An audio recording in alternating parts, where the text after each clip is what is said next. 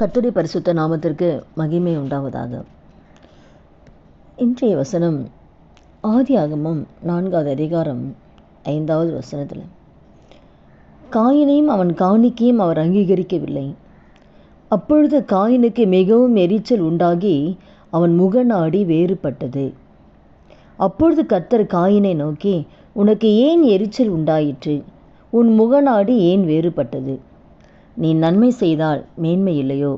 நீ நன்மை செய்யாதிருந்தால் பாவம் வாசற்படியில் படுத்திருக்கும்.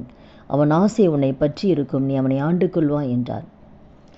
அப்போ இதில் எரிச்சல், ஆபிலுடைய காணிக்கை கர்த்தர் அங்கீகரிக்கிறாரு, காயினுடைய காணிக்கை ஆண்டவர் அங்கீகரிக்கலை. அதனால் அவனுக்கு ஒரு எரிச்சல் ஆபில் மேலே. அவன் காணிக்கை மாத்திரம் அங்கீகரிச்சிட்டாரே, அந்த எரிச்சல் உண்டான உடனே அவன் முகம் மாறுது. அப்போ முகம் மாறினவுடனே கர்த்தர் கேட்குறாரு, பாருங்கள், ஏன் எரிச்சலாக இருக்க? ஏன் உன் முகம் மாறுது? இப்போ நம்முடைய வாழ்க்கையில் கூட ஆண்டவர் எப்படி கவனிச்சுக்கிட்டே இருக்கார், நமக்கு எரிச்சல் இருக்கிறது, நம்ம முகம் மாறுறது. அப்போ ஒவ்வொரு சின்ன சின்ன காரியம் கூட நம்முடைய வாழ்க்கையில் நம்ம நினைக்கிறது, இருதயத்தை நினைவு முதற்கொண்டு மாத்திர முகம் முதற்கொண்டு கர்த்தர் பார்த்துக்கிட்டே இருக்கார். ஏன் எரிச்சலாக இருக்க? ஏன் உன் முகம் மாறுது? அப்போ தான் ஆண்டவர் கேட்குறார். அப்போ அந்த எரிச்சல் வந்த உடனே தான் அவன் என்ன பண்ணான், அவன் சகோதரனுக்கு விரோதமாக எழும்பி அவன் கொலை செய்கிறான். எரிச்சல் வந்த உடனே முகம் மாறுது. அடுத்தது அவனை பழி வாங்கணும். எப்படி பழி வாங்கலாம்? இந்த பகுதி படித்தா ரொம்ப வேதனையாக இருக்கும். அந்த ஆபேல் காயினை நேசிக்கிறான். சகோதரன் சாகடிப்பான்னு அவனுக்கு தெரியாது. தெரியாமல் தான் அவன் கூட போகிறான் வயல்வெளியில். அந்த வயல்வெளியில் போகும்போது தானே சாவடிக்கிறான். அவன் என்ன எதிர்ப்பான்? சரி, கூட பேசிகிட்டே போகலாம். காயின் தன் சகோதரனாகிய ஆபேலோடு பேசினான். அப்போ பேசிக்கிட்டே போகிறான். அப்போ அவன் இவன் சாகடிப்பான்னு அவனுக்கு தெரியாது.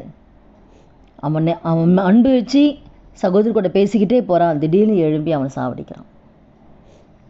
எத்தனை ஒரு வேதனையான காரியம். எவ்வளோ நேசித்த சகோதரனை அவன் மேலே இருக்கிற அந்த எரிச்சல் அவனை கொலை வரைக்கும் செய்ய தோணுது. இந்த நாளில் கூட நம்முடைய வாழ்க்கையில் பாவம் செய்யறதுக்கு முன்னாடி எரிச்சல், அதுக்கப்புறம் பாவம் செய்ய வைக்கிறது.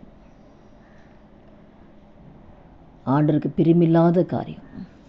ஏன் எரிச்சல் வருதுன்னு கேட்குறாரு. சவுலை கூட நம்ம பார்க்கும் பொழுது 1 சாமுவேலில் கூட 18வது அதிகாரம் நம்ம 7, 8 பார்த்தோம்னா, அந்த ஸ்திரீகள் ஆடி பாடுகையில் சவுல் கொன்றது 1000, தாவீது கொன்றது 10000 சொல்லி பாடுறாங்க.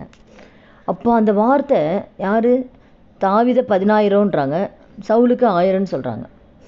அப்போ அந்த வார்த்தை சவுலுக்கு வசனமாக இருந்துதான். தாவீதை பாடினது 10000 சொல்லி பாடினது வசனமாக இருந்துச்சான். உடனே அவன் பார்த்திங்கன்னா அவன் மிகுந்த எரிச்சல் அடைந்து, அவன் எரிச்சல் வருது அவனுக்கு. அவன் மேலே ஒரு எரிச்சல், தாவீது மேலே ஒரு எரிச்சல் வருது. எரிச்சல் வந்த உடனே என்ன பண்ணுறான்? எனக்கு 1000 தான் கொடுத்தாங்க, தாவீதுக்கு 10000 கொடுத்துட்டாங்கன்னு சொல்லி என்ன பண்ணுறான்? அது முதற்கொண்டு தாவீதை காய்மகாரமாக பார்க்குறான். அதுக்கப்புறம் தான் தாவீதை கொலை செய்யணும்னு தோன்றான். அதுக்கப்புறம் தான் எப்படியாவது தாவீதை சாகடிக்கணும்.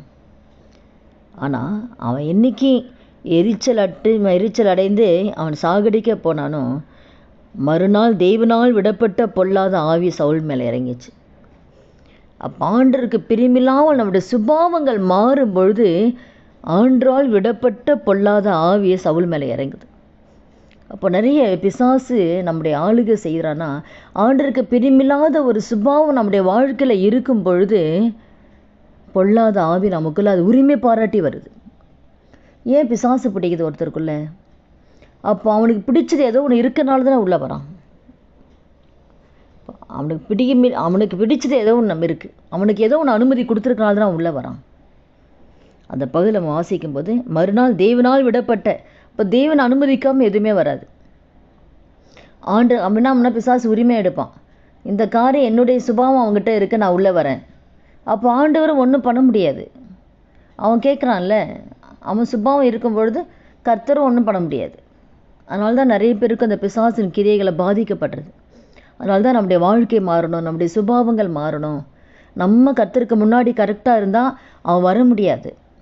நமக்குள்ளே தேவன் இருப்பார்.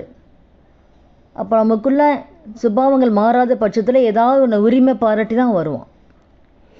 அப்போ அதுதான் அவனுடைய வாழ்க்கையில் அந்த பொறாமை, தாவீது மேலே பொறாமை கொண்டு அந்த எரிச்சல் அடைந்தனால பொல்லாத ஆவி அவனுக்குள்ளே வந்துடுது. அதனால் இந்த வார்த்தை கேட்குற நம்ம ஒவ்வொருத்தர் வாழ்க்கையிலையும் இதை நீங்கள் நிதானமாக நீங்கள் வாசித்து பார்த்தீங்கன்னா, நம்முடைய வாழ்க்கையில் எந்த சொல்லையுமே குடும்பத்தில் யார் மேலும் எரிச்சல் வரவே கூடாது. எரிச்சல் வந்தப்புறம்தான் அடுத்தது பொறாமை வருது, அடுத்தது கொலை செய்ய தோன்றாங்க. இதுலேயும் கொலை செய்ய தான் அது கொலை செஞ்சிடறான் காயின்னு, அதுலேயும் கொலை செய்ய தான் அது பண்ணுறான். தாவீதை கொலை பண்ணுறதுக்கு கடைசி வரைக்கும் விடவே இல்லை சவுல். ஆனால் பொல்லாத ஆவி அவனுக்குள்ளே வந்துடுது. ஆண்டவருக்கு பிரியமில்லாமையே அவன் மாறிடான். அதனால் கூட ஆண்டவர் ஒவ்வொன்றும் எப்படி கவனிக்கிறாரு நம்ம பார்த்தா, நம்ம முகம் மாறுறது கூட ஆண்டவர் கவனிச்சுட்டே இருக்கிறார்ல. நம்ம நினைப்போம் யாருன்னா கவனிக்கிறாங்க, நம்ம முகம் மாறினா யாருக்கு தெரியுது, நம்ம எரிச்சலாக இருக்கிறது யாருக்கு தெரியும் நம்ம நினைக்கிறோம். ஆனால் நம்ம எரிச்சலாக இருக்கிறது தான் அவருக்கு தெரியும். நம்ம முகத்தை மாற்றுறதான் அவர் பார்த்துட்டே தான் இருக்கார். நம்ம இருதயத்தில் என்ன நினைக்கிறோன்னு அவர் பார்த்துக்கிட்டே தான் இருக்கிறாரு. அப்போ ஒவ்வொரு நாளும் இப்படிப்பட்ட சுபாவங்கள் நம்முடைய வாழ்க்கையில் இல்லாதபடிக்கு நம்ம பார்த்துக்கணும். அவன் ஈஸியாக காயினை சரியா நம்ம காணிக்க அங்கீகரிக்கலை.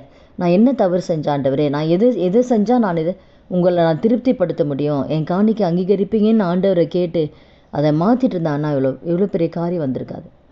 தன் சகோதரன் தவறே செய்யாத தன் சகோதரன் மறிச்சிட்டானே, இவ்வளோ ஒரு துணிகரமான பாவம் செய்கிற அளவுக்கு போனது என்னன்னா அவனுடைய எரிச்சல், பொறாமை தானே. இதனால் கூட இந்த வார்த்தை கேட்குற ஒவ்வொருத்தர் வாழ்க்கையிலையும் எந்த சொல்லுமே யார் மேலேயுமே நமக்கு எரிச்சல் வரவே கூடாது. குடும்பத்தில் இருக்கிற நபர்கள் மேலேயும் சரி, இல்லை வெளியில் ஆஃபீஸில் இருக்கலாம், சபையில் இருக்கலாம், வேலை ஸ்தலத்தில் இருக்கலாம், பிஸ்னஸில் இருக்கலாம், யார் மேலேயுமே நமக்கு அந்த எரிச்சல் வந்து அப்புறம்தான் கோவம் வருது. எரிச்சல் அடைஞ்சி அதுக்கப்புறம் பொறாமைப்பட்டு அதுக்கப்புறம் பெரிய பெரிய பாவத்துக்குள்ளே போயிடுறாங்கல்ல, பெரிய பாவத்தை செய்ய வச்சிருதில்ல. அதனால் எந்த சொல்லுமே அதில் தான் நிதானம் ரொம்ப முக்கியம். எந்த காரியமாக இருந்தாலும் நிதானமாக நம்ம செயல்படணும். சவுல் கூட தாவீது தானே சொல்கிறாங்க, அது ஒரு சந்தோஷமாக ஏற்றுட்டு இருந்தால் எவ்வளோ பெரிய பிரச்சனையும் கிடையாது. அவனுக்குள்ளே அந்த பொல்லாத வர வேண்டிய வேலையும் கிடையாது. வாழ்க்கையில் அழகாக ஆண்டவர் கொடுத்து அந்த ஸ்தானத்தை இழந்துட்டான் சவுல். நிறைய காரியங்களை ஆண்டவர் பிரியமில்லாத காரியங்கள் செஞ்சு ஆண்டவருக்கு கீழ்ப்படியாமல் ஆண்டவர் வைத்து அந்த ஸ்தானத்தையும் இழந்துட்டான். இதனால் கூட முதலாவது இந்த வார்த்தை கேட்குற ஒவ்வொருத்தர் வாழ்க்கையிலையும் நம்முடைய வாழ்க்கையில் அந்த எரிச்சல் தான். நம்முடைய வாழ்க்கையில் எந்த சொல்லுமே எரிச்சல் நம்முடைய வாழ்க்கையில் இருக்கக்கூடாது. ஆனால் நம்ம எரிச்சல் அதுக்கப்புறம் நிறைய பாவங்களை பண்ண வைக்கும். ஒருத்தர் மீது இருக்கிற எரிச்சல் கோபமாகி பொறாமையை மாறி அதுக்கப்புறம் நிறைய பாவத்தை பண்ண வைக்கும்.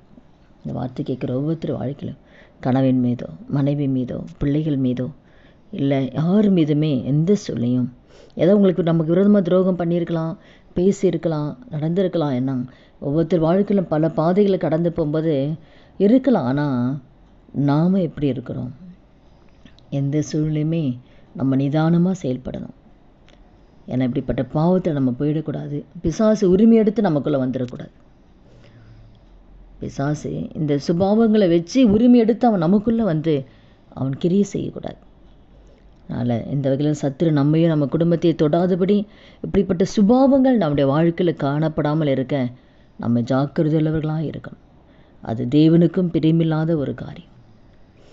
ஆண்டவரே எடுத்து கேட்குறான், நான் என்ன சகோதரனுக்கு காவலாளியா? ஆண்டவர்கள் கேட்கும்போது கூட ஆண்டவரையும் அவன் எடுத்து பேசுகிறான், நான் என்ன காவலாளியா?